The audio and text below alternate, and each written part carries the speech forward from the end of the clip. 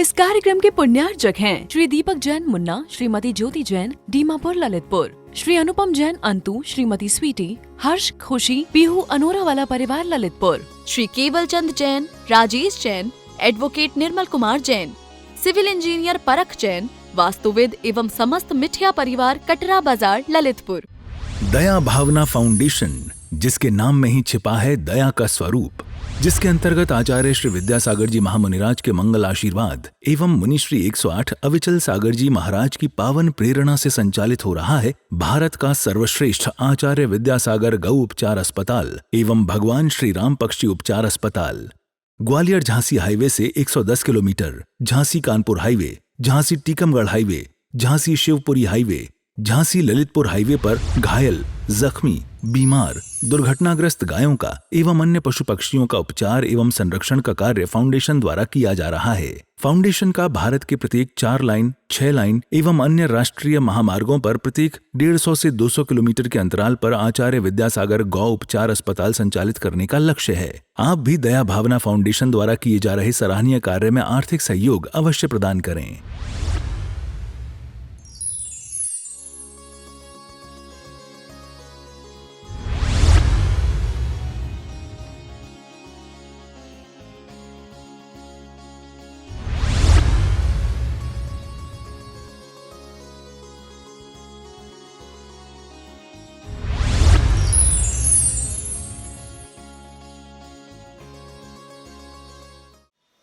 ये आगे में लिखा ना, संसार सागर से पार हो गए। पता है तुम्हें संसार सागर क्या है? मैं आंख बंद करके बैठता हूं, जितने जिंदा इंसान और मरे इंसान, कुछ मरे भी होंगे मेरे से, मेरा राग द्वेष हुआ होगा, जितने भी मनुष्यों के चेहरे मेरे दिमाग में याद आते हैं, उस प्रत्येक इंसान के चेहरे के साथ क्षमा का व्यवहार, दया का व्यवहार, करुणा का व्यवहार, नम्रता का व्यवहार, लघुता का व्यवहार, विनय का व्यवहार, ये व्यवहार करने में मैं जिस दिन सफल हो जाऊंगा, मुझे याद आने वाले इंसानों के चेहरे के साथ मेरा अष्ट कर्म भस्म हो जाएंगे, ये मुझे पता है। और मुझे दुनिया के 800 करोड़ लोगों से कोई लेना देना, क्या लेना देना मेरा उन लोगों से? संसार नष्ट करना है, इसका ये मतलब होता है कि तुम्हें तुम्हारे दिमाग में याद आने वाले हर इंसान के साथ तुम्हें अपने द्वारा बहुत अच्छा व्यवहार करना है। ये तुम्हारी जिम्मेदारी है, और ये जिस दिन करोगे, जिस जन्म में करोगे, उस दिन तुम्हें केवल ज्ञान हो जाएगा। और कोई संसार है ही नहीं। क्या है संसार? मैं आंख बंद करके बैठता हूं, मेरे दिमाग में याद आने वाले पुरुष अलग है, बालक अलग है, युवा अलग है, युवतियां अलग है, मित्र अलग है, दुश्मन अलग है। तुम आंख बंद करके बैठते हो, तुम्हारे दिमाग में याद आने वाले इंसानों के थोबड़े अलग है। पति आंख बंद करके बैठता है, उसको याद आने वाले इंसानों के थोबड़े अलग है। सबके अपने अपने दिमाग में जितने मनुष्यों के चेहरे हैं, उन्हीं चेहरों के साथ जब तक तुम्हारा दिमाग अच्छा व्यवहार करने के लिए तैयार नहीं होगा, तुम्हारे साथ क्या करोड़ों करोड़ों अनंत जन्मों में भी कर्म नहीं कटने वाले। लिख के ले लो। मन की शुद्धि का मतलब क्या है? अरे मन अशुद्ध कौन सा? हमें हमारी थोबड़ा याद आता है तो होता है। अपना मन, अपना ही खुद का, मेरा खुद का चेहरा देख करके पाप करता है क्या? मेरा मन अगर पाप कर भी रहा है तो मेरे मन में दूसरे लोगों के चेहरे याद आते हैं, और मैं उसके साथ राग करता हूं, द्वेष करता हूं, घृणा करता हूं, काम भावना रखता हूं, तृष्णा रखता हूं, नफरत करता हूं, तभी तो मेरे आत्मा में पाप इकट्ठा हो रहा है। खुद ही खुद का चेहरा देख करके कितने पाप इकट्ठा करते हैं हम। और मन दूसरों के चेहरे याद करके, आंखों से देख करके करोड़ों जन्मों के पाप इकट्ठा करके मर जाता है। और भगवान कहते हैं कि संसार सागर से पार हो जाओ। हाँ महाराज, हम संसार सागर से पार हो जाएंगे। तुम्हें पता भी है इसका क्या मतलब है? बहुत छोटा काम है, बहुत छोटा काम है। संसार सागर से पार होना ये बहुत छोटा काम है। 3 सेकंड में पूरा हो जाता है, 4 सेकंड में, 10 सेकंड में, 48 मिनट में पूरा हो जाता है काम। लेकिन संसार में भटकने के लिए बाबा रे बाबा बहुत मेहनत करनी पड़ती है। राग करना पड़ता है, द्वेष करना पड़ता है, निंदा करनी पड़ती है, आलोचना करना पड़ता है, दूसरों के साथ लंगड़ी तंगड़ी कबड्डी खेलनी पड़ती है, मारना पीटना पड़ता है। भैया संसार में भटकने के लिए बहुत बड़ी मेहनत करनी पड़ती है। बहुत बड़े बड़े खोटे काम बहुत बेहतर तरीके से करने पड़ते हैं, मन लगा के करने पड़ते हैं भैया। हाँ, ऐसा नहीं कि बिना मन के तुम राग द्वेष करो तो तुम्हारा कोई संसार में भटकोगे ना। बिल्कुल मन लगाना पड़ता है, एकाग्र करना पड़ता है, मन उसमें बिल्कुल डीप में ले जाना पड़ता है। संसार बहुत मेहनत से प्राप्त होता है, और मुक्ति यूं चुटकी में। सही कह रहे हैं हम, क्योंकि आपने ये दिखने वाला संसार से मोक्ष होना जाना है, मैंने ही नहीं जाना। मैं तो 15 साल से फ्री माइंड होकर के बैठा हूं, ना ज्यादा टेंशन, ना लेना ना देना, ना किसी से बात करना, ना बोलना ना कहना। भीड़ बढ़ाना ही बंद कर दी अपने दिमाग में, इंसानों की भीड़ बंद कर दी। पर्सनल किसी से कोई राग ना द्वेष, ना अटैचमेंट, लेना ना देना। क्यों? वही मेरा संसार बन जाता है। अभी बैठे बैठे मैं यहाँ अध्यक्ष मंत्री से छेड़खानी कर लूँ किसी बात को लेकर के, 40 साल तक वो मेरे दिमाग में आकर के बैठ जाएंगे, और उनका चेहरा याद आती है, द्वेष आएगा, घृणा आएगी, नफरत आएगी। फिर बताओ मेरा संसार, वो मेरा संसार बन गए, वो मेरा संसार बढ़ गए, मेरा संसार बढ़ा दिया मैंने। तो मुझे नहीं चाहिए इंसानों की भीड़ मेरे दिमाग में। जितने हैं, आज भी आंख बंद करके बैठता हूं। देखो, कोई भी व्यक्ति आंख बंद करके बैठे, कोई ना कोई जिंदा इंसान, मरा हुआ इंसान ही दिमाग में आएगा पक्का। कभी दीवार दिखती है, दीवार आ गई, किवाड़ आ गए, कुंडी आ गई, बाथरूम दिख रहा है महाराज, किचन दिख रहा है महाराज, चमची दिख रही महाराज, कसेड़ी दिख रही महाराज, कढ़ाई दिख रही महाराज, फ्रिज दिख रहा महाराज। नहीं, जिंदा इंसान आकर के तांडव करेगा तुम्हारे दिमाग में। और सीधा एक लाइन बोलो, याद जो भी इंसान आएगा, मुझे उस समय उस इंसान के साथ दिमाग से अच्छा व्यवहार करना है। ये एक लाइन में ही पूरी सिद्धियां हैं। पूरा समृद्धशाली आत्मा सिर्फ एक लाइन में है, मुझे याद आने वाले इंसान के साथ मुझे यादों में ही अच्छा व्यवहार करना है। आंख खोल करके उसके सामने जा करके करने के लिए मैं नहीं कहूंगा कभी, क्योंकि वो संभव नहीं है। समझ में आ रहा है? एक इंसान के बगल में हम बहुत कम खड़े रहते हैं, लेकिन एक जिंदा इंसान हमारी यादों में बहुत देर तक खड़ा रहता है। ये आपको पता है? हकीकत में आपका वैरी आपके सामने कितनी देर के लिए खड़ा रहता है? सही सही बता। हैं? आप जिस भी स्त्री से, किस भी पुरुष से, जिस भी पत्नी से, जिस भी पति से प्रेम करते हो, हकीकत में सामने कितनी देर के लिए खड़ा रहता है? और दिमाग में, समझ में आ रहा है? तो हकीकत में भले सुधरो चाहे नहीं सुधरो, दिमाग को कहो कि याद आने वाली हर इंसान के चेहरे के साथ हमें अच्छा व्यवहार करना है। आप एक साधना तो चालू करो पहले। अरे किसी का हमने 15 लाख का कर्जा लिया है, तो जरूरी थोड़ा है कि 15-15 लाख जाके सीधा लौटा है। भाई 10-10 हजार से किस्त तो चालू करो, एक किस्त तो बांध लो पहले। तो भाई ठीक है, तुम हकीकत में घर में गृहस्थी में ठीक से नहीं बात कर रहे हो, नहीं ठीक से व्यवहार हो रहा है, निभ नहीं रहा है, भाई ठीक है ना? ठीक है, जब तुम कमरे में बैठते हो रात के 12 घंटे और बाकी के दोपहर के 4-5 घंटे में, मतलब 17-18 घंटे तो तुम उस इंसान से दूर ही रहते हो ना, तो भी तुम्हारे दिमाग में वो 24 घंटे कब्जा करके बैठा है। तो अपने दिमाग को कहो, जब तुम उस इंसान से दूर जाते हो तब कि नहीं, अब वो इंसान दूर चला गया, अब उसके लिए अच्छा सोचो। समझ में आ रहा है? और हकीकत में सामने आ जाओ तो फिर तुम्हें जो हिसाब किताब करना है करते रहिए। देखो, मैं तुम्हें करने के लिए नहीं कह रहा हूं, तुम मेरी बात, इन चीजों को जल्दी उठा लेता है आदमी। महाराज जी ने जे बात कही, एक लाइन मत उठाओ, क्योंकि हम लोग ना हजारों लाइनें बोलते हैं, तो जरूरी नहीं होता कि 1000 लाइनों में से सारी लाइनें बिल्कुल परफेक्ट होती है। थोड़ा इधर उधर 19-20 तो हो ही जाती। छदवस्त है, वाणी है, क्रोधमान मायालोभ से भरे बड़े अनंत काल के संसार भ्रमण करने वाले संसारी जीवित तो है। तो बात नहीं पकड़ो, बात समझने की कोशिश करो कि हम किस दिशा में आपको ले जाना चाह रहे हैं। कि 18 घंटे वो दिमाग में आ रहा है यादों में, वो 18 घंटे तो उस इंसान के साथ आपका दिमाग अच्छा व्यवहार करे। कहो, अपने डांटो दिमाग को। तो मैं किसी से भी क्रोध करता हूं ना, तो एक तो मेरा क्रोध करने का टाइम बांध के रखा है 4 सेकंड। ऐसे 1 सेकंड मैंने बढ़ा दिया है अभी ललितपुर में आने के बाद। वैसे 3 सेकंड से अपना काम चलता था। कितने? 3 सेकंड क्रोध करने का, वो भी संजोलन वाला। हाँ, क्रोध करने के लिए भगवान ने कहा है संजोलन क्रोध करो, लेकिन मैं दिन भर ना करूँ, ये भी मैंने लगाम रखा है उसको। जब भी मैं किसी को ठिकाने लगाना होता ना, 3 सेकंड में जो तुम्हें झेलना है, जो मुझे सुना होता है, मैं सब सुना करके चुप बैठ जाता। फिर 4थे सेकंड में हल्की सी स्माइल करो और अपना झेलना। मैं क्यों बैठूं? मेरा मन है, मेरी वाणी है, मैं तय करूंगा मुझ में क्रोध कितनी देर तक आना चाहिए। मैं तय करूंगा, मैं तय करूंगा मुझ में कितना देर तक क्रोध आना चाहिए, कितना करना है, और मैं तय कर चुका हूं। तो मेरा तय है कि 4 सेकंड, तो बच के रहिए हो 4 सेकंड तक। कब कहां काड़ी ठिकाने लग जाए, किसकी लग जाए, कोई भरोसा नहीं है।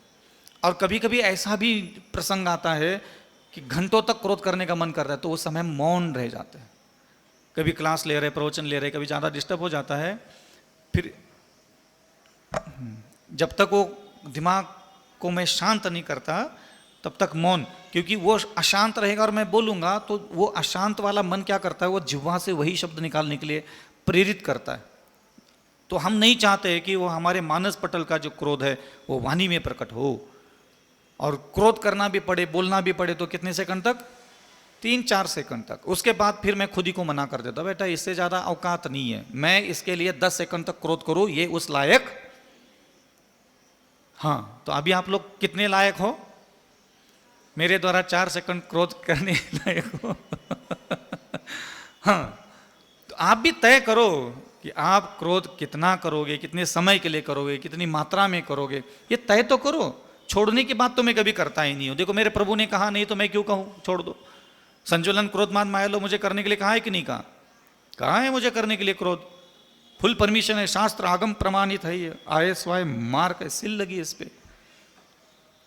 इसलिए ध्यान रखना, लेकर के कभी खुद को उपदेश सुनाया करो। मैं ना खुद को प्रवचन देता हूं, मैं 20 साल तक कभी बाहर प्रवचन देने के लिए नहीं बैठा।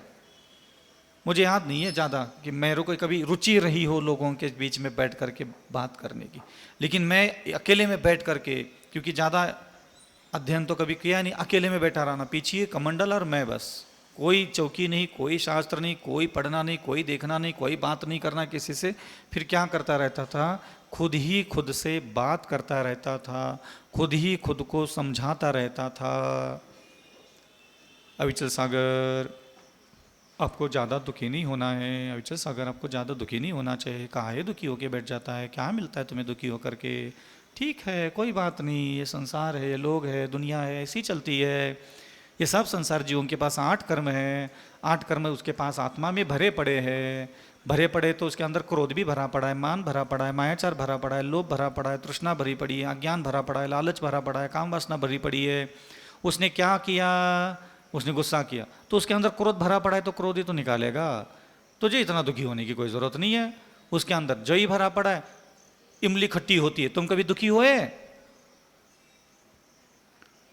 इमली खट्टी होती है कि नहीं होती? तुम कभी 1 सेकंड के लिए भी दुखी होके बैठे हो? पति कैसा है? क्रोधी है, तुम दुखी होके कब से बैठे हो? हाँ, मिर्ची कैसी है? तुम कितने दुखी हुए हो? महाराज का आंख रे महाराज, देखिए मिर्ची मिर्ची देखिए। कभी दुखी हुए हो? क्यों? मालूम है दिमाग को उसका स्वभाव है वैसा। तो भाई जय तो भगवान कह रहे हैं कि तेरा पति भी ऐसे ही स्वभाव का है, ऐसा समझ करके ठंडे दिमाग से बैठ। जब तेरे दिमाग को पता है कि मिर्ची तीखी है, खाते समय कैसा खा लेता है? सोच समझ के खाता है कि नहीं खाता? बस ऐसा ही एक बार जान ले, तेरी सास फटाका है, तेरी बहू फटाका है। जान लिया ना तुमने सास बुरी है, जान लिया ना, अब क्या जिंदगी भर परेशान होना? जब भी वो आमना सामना हो जाए, जैसे मिर्ची आती है, मालूम है तेरी सामने मिर्ची आ जाएगी, मालूम है कि ये मिर्ची है, मालूम है ये तीखी होती है, तो क्या कर लेता है? इतना इतना इतना इतना खा लेता है, बाकी वह पड़ी रहने दे, उसको ज्यादा अपनी जबान से न लगा। तो जैसे जिस फल का, जिस अन्न का स्वाद और रंग रूप, उसका स्वभाव जानते हो और उससे उतना ही संपर्क में लेके आते हो और करा मुरा करके अपना आनंद लेके भोजन का आगे निकल जाते हो। तुम क्या कर लेते हो? सास बुरी है एक तो जान भी लेते हो, बहू बुरी है ये भी जान लेते हो, और 24 घंटे उसको मुंह में पकड़ करके बैठते हो, दिमाग में लेकर के बैठते हो। अब वो मिर्ची कोई व्यक्ति तीखी है ये जानने के बाद भी दिन भर उसको मुंह में डाल करके चबाता रहेगा, बताओ उसका क्या होगा? आंतड़ियां फट जाएगी, दिमाग फट जाएगा। नुकसान किसका हो रहा है? तो सास बुरी है, बहू बुरी है, पति बुरा है, पत्नी बुरा है, बच्चा बुरा है, किस्मत बुरी, रहने तो ना बुरी है, जान लिया ना तुमने, अब बैठ जा ठंडे दिमाग से। जानने के बाद ठंडे दिमाग से बैठ जा। और अगर वो बुरी चीज कभी खाने को मिल जाए, सांस आ जाती, कितनी बगल में खड़ी रहती है सांस, जो ढुकरी मरी जाने वाली वैसे 10-15 साल में निपट रहे, क्या करेगा? परेशान है तो सबको मरना है, तुम्हें भी एक दिन मरना है। मिर्ची है, ये है, वो है, जान लिया। अब उसको जैसे किचन में एक बार आएगी, बेडरूम में एक बार आएगी, ड्राइंग रूम में थोड़ा बहुत बैठ जाएगी। ज़्यादा पंगा तो किचन में पड़ता है बहू का साथ, ज़्यादातर वही नोक झोंक होती रहती, क्योंकि दूसरी जगह तो खेलने ही नहीं देती मैदान में, पिच पे। एक ही पीछे है किचन वाला मामला, उसमें ज़्यादा खुकड़ चलता रहता है। तो ये क्या होता है, ऐसे ही जैसे प्रकार तो नहीं, मिर्ची का स्वभाव जाना, आम का स्वभाव जाना, हाँ इमली का स्वभाव जाना, ऐसे तुमने उन फलों के स्वाद का तुम्हें ज्ञान हो गया, तुम उसको उतनी मात्रा में सेवन करते हो ना, ऐसे ही। और ये ध्यान रखना, जीवन नरक तब बन जाता है जब तुम्हारे जीवन में सिर्फ प्रेम करने वाले लोग आते हैं। तुम्हारे साथ बुरा बर्ताव करने वाले लोगों की वजह से तुम्हें कभी नरक नहीं मिलेगा, तुम्हें नरक मिलता है प्रेम करने वाले लोगों से। प्रेम करने वाले लोगों से ही तुम दुर्गति जाओगे।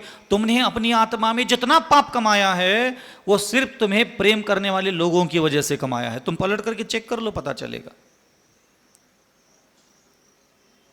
तुम्हें लगता है कि बस मेरे घर में सब अच्छे अच्छे लोग मिल जाए ना, जैसे अपनी किचन में खट्टाई, तिखाई, चरपरा, कसायला चीजें ला करके, आम भी चाहिए, मिर्ची भी चाहिए, प्याज भी चाहिए, लहसुन भी चाहिए। लहसुन प्याज तो नहीं लाना, लेकिन हम ऐसे ही बोलते बोलते निकलता है मुंह से वो।